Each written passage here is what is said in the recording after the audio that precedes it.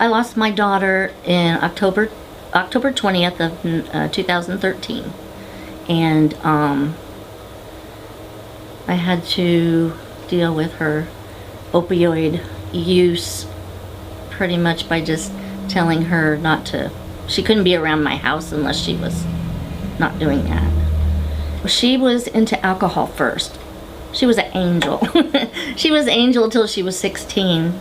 Cheerleader, Girl Scout, and then her junior year, I think it was, her dad passed away, and she got her driver's license when she was 16, and it seemed to just start going downhill.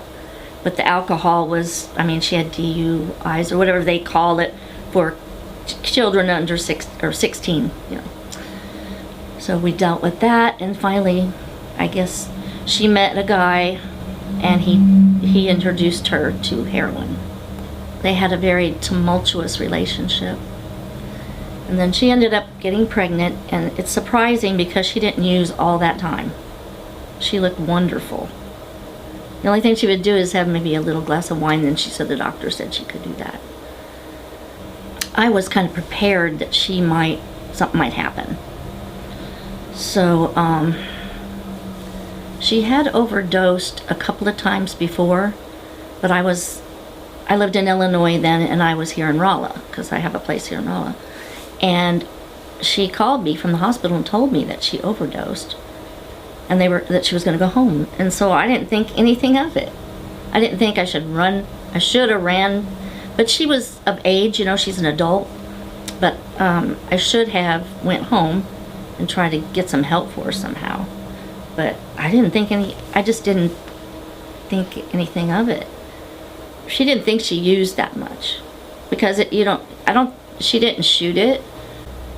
Everyone is in denial.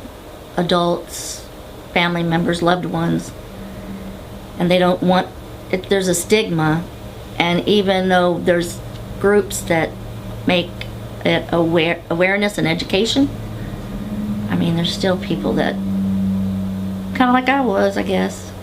She would go to these heroin walks too, and I'd see people walking with those bright shirts on that say "Stop Heroin," and I'd think, what are they doing that for? But after she passed, I figured it out. And then I threw myself into learning more about it, going to walks, joining any groups that I saw on Facebook, and it really helped a lot. People that were using would put things on there, and I finally realized what my daughter was going through, because they were telling me, and I didn't know anything.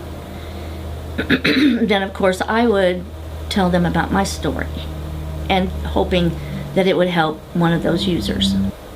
If you have a loved one that is using, don't yell at them, or even if they yell at you, try to be positive and try to get them some help. But putting them down, yelling to them just makes it worse. Because another thing I found out by getting on Facebook and reading some of these kids' stories is they already feel bad. When she passed away, the nurse told me she had marijuana, meth, and opioids in her, but the heroin is what killed her.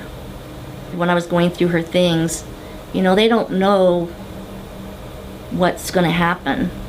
She worked so hard. I would look at, she was going to college. I looked at all her papers, and she had a planner book, and she had things going on, and on her bed was Halloween costumes for her and her daughter. I mean, she had plans. She didn't plan to die. So, and she loved Halloween. I don't know why, but she did.